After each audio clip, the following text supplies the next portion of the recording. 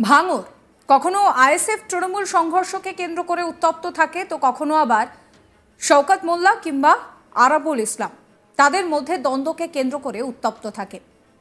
এবার সায়নী ঘোষ তিনি পরিষ্কার বলছেন যে ভোটে যারা দলের পিঠে ছুরি মেরেছে তাদেরকে শনাক্ত করতে হবে এবং এক প্রকার তিনি হুঙ্কার দিচ্ছেন এই পুরো বিষয়টা নিয়ে। নির্বাচনের সময় যারা দলের পিঠে ছুরি মেরেছে তাদের শনাক্ত করুন আগে। ভাঙড়ের মাটিতে দাঁড়িয়ে একদা সেখানকার দৌড়দণ্ড প্রতাপ তৃণমূল নেতা আরাবুল ইসলামকে নাম না করে বেনজির আক্রমণ তৃণমূল সাংসদের। বেশ কিছুদিন ধরেই দক্ষিণ চব্বিশ পরগনার ভাঙড়ের ক্যানিং পূর্বের তৃণমূল বিধায়ক শওকত মোল্লা এবং আরাবুল ইসলামের অনুগামীদের মধ্যে ঝামেলা চলছে। রবিবার 5 বিধায়ক এক সাংসদ নিয়ে ভাঙড়ের বিজয়গঞ্জ বাজারে কর্মী সভা করেন শওকত। সেখানেই বক্তব্য রাখতে গিয়ে শওকত মোল্লা বিরোধীদের এইভাবেই আক্রমণ করলেন সায়নী। সায়নী বলছেন যে নির্বাচনের সময় যারা দলের পিঠে ছুরি মেরেছেন তাদের শনাক্ত করুন আগে। তৃণমূলের মধ্যে যারা এই কাজ করেছে তাদেরকে শনাক্ত করুন। যারা শওকত মোল্লার পাশে দাঁড়িয়ে বলছেন যে দাদা তোমার সঙ্গে আছি, তুমি এগিয়ে চলো, আর তারপর শওকত চলে যাওয়ার পর বলছে কে শওকত, চিনি না, আমি এখানকার লিডার, তাদেরকেও শনাক্ত করুন, তাদেরকে আগে বের করুন, গর্দার হটাও, ভাঙড় বাঁচাও। আইএসএফ পরে, বিজেপি পরে, সিপিএম পরে হবে। ভাঙড়ের মানুষ দুহাত তুলে আশীর্বাদ করেছেন। আপনারা থাকলে আমাদের কোনো চিন্তা নেই। কি বলছেন সায়নী ঘোষ, শুনুন। যারা নির্বাচনের সময় দলের পিঠে ছুরি মেরেছে তাদেরকে শনাক্ত করুন। পরে তো পরে আইএসএফ পরে, বিজেপি পরে, সিপিএম পরে, আগে তৃণমূলের মধ্যে যারা করেছে তাদেরকে শনাক্ত করুন। যারা শওকত মোল্লার সামনে বলেছে যে দাদা তোমার সাথে আছি, তুমি এগিয়ে চলে যাওয়ার পরে বলেছে কে শওকত মোল্লা, চিনি না, আমি এখানকার বড় নেতা, তাদেরকে শনাক্ত করুন, তাদেরকে আগে বার করুন। গদ্দার হাটাও, ভাঙড় বাঁচাও। গদ্দার হাটাও, ভাঙড় বাঁচাও। সিপিএম, বিজেপি, আইএসএফ এরা পরে হবে। আগে নিজের দলের ভেতরে যে গদ্দারগুলোকে আছে তাদেরকে শনাক্ত করতে হবে, তাদেরকে ছুঁড়ে ফেলতে হবে। তবে কি 1 লাখ কেন, ভাঙড়ের মানুষ, ভাঙড়ের মামাটি মানুষ দু হাত ভরে আশীর্বাদ করেছে। সবাই যখন বলেছিল যে ভাঙড় কি দেবে, 2 দেবে, 5000 দেবে, 200 দেবে, 500 দেবে, আদৌ কিছু দেবে? আদৌ আরে দাদার এনার্জি হয়ে গেছে একটু বেশি, বুঝতে পার? লাভ ইউ, থ্যাংক ইউ, বুঝতে পারছি ভাই, বলতে পার, ঠিক আছে। কাজে আপনারা থাকলে আমাদের কোনো চিন্তা নেই। এরপরে সাংবাদিকদের মুখোমুখি হয়ে সায়নী বলেন যে ঘরের শত্রু বিভীষণ বলে একটা কথা রয়েছে, ফিল্টারটা বাইরে থেকে আগে করার আগে ভেতর থেকে করতে হয়। তৃণমূলের মধ্যে যদি কেউ ভেতরে যারা রয়েছেন তারা যদি দলকে ক্ষতি করে তাহলে তাদের বিরুদ্ধে ব্যবস্থা নিতে হবে। ভাঙড়বাসীর কাছে শওকত মোল্লার কি গ্রহণযোগ্যতা সেটা যদি অন্য কারো মেনে নিতে কষ্ট হয় তাহলে সেটা তার সমস্যা, সেই নিয়ে দল কিছু বলবে না। কি বলছেন সায়নী ঘোষ, শুনুন। ভাঙড়ে তৃণমূলের শত্রু তৃণমূল কেন হবে? ঘরের শত্রু বিভীষণ বলে একটা কথা আছে, জানেন তো? আমরা সবসময় বলি যে ফিল্টারটা বাইরে থেকে করার আগে আগে ভেতর থেকে করতে হয়। মানুষের চোখে মুখে যেটা আছে সেটা যে অন্তরে থাকতে হবে তার কোনো মানে নেই। কাজে তৃণমূলের কাছে এটাও চ্যালেঞ্জ যে যেরকম বিজেপি, আইএসএফ, সিপিএমের সঙ্গে লড়াই করতে হবে। যদি তৃণমূলে এমন কোনো এলিমেন্ট থাকে যারা পরোক্ষভাবে বা প্রত্যক্ষভাবে দলকে ক্ষতিগ্রস্ত করার চেষ্টা করছে তাদের বিরুদ্ধেও ব্যবস্থা নিতে হবে। কি বলবো, দল বিরোধী কাজ বলবো। শওকত মোল্লা বিগত 3 বছর ধরে যেরমভাবে ভাঙড়কে সময় দিয়েছে, পরে থেকে ইলেকশন করেছে, ভাঙড়কে একটা পার্টি থেকে একটা পরিবারে পরিণত করেছে ভাঙড় তৃণমূল কংগ্রেসকে। ভাঙড় তৃণমূল কংগ্রেস একটা পার্টি নয়, ভাঙড় তৃণমূল কংগ্রেস একটা পরিবার এবং শওকত মোল্লা সেটার অভিভাবক।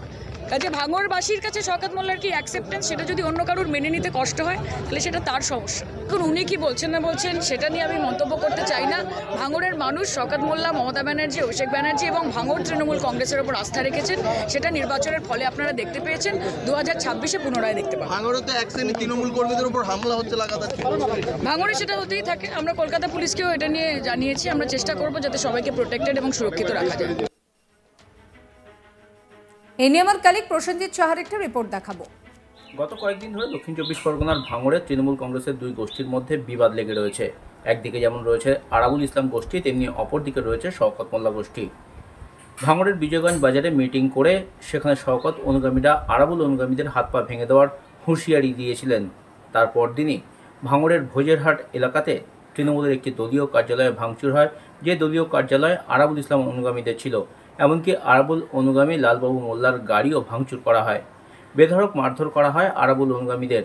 সব মিলিয়ে গত কয়েকদিন ধরে আরাবুল গোষ্ঠী এবং শওকত গোষ্ঠীর মধ্যে চরম উত্তেজনা লেগে রয়েছে দক্ষিণ চব্বিশ পরগনার ভাঙড়ে। আর এরই মধ্যে রবিবার দুপুরে ভাঙড়ের বিজয়গঞ্জ বাজারে সভা করল তৃণমূল কংগ্রেস।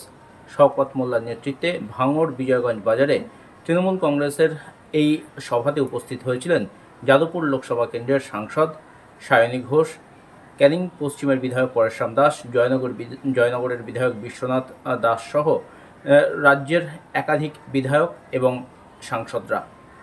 আর সেই মঞ্চ থেকে বক্তব্য রাখতে গিয়ে যাদবপুর লোকসভা কেন্দ্রের তৃণমূল প্রার্থী সায়নী ঘোষ নাম না করে আরাবুল ইসলামকে কার্যত গদ্দার বললেন। গদ্দার হটাও ভাঙড় বাঁচাও এই স্লোগান তুললেন সায়নী মঞ্চ থেকে।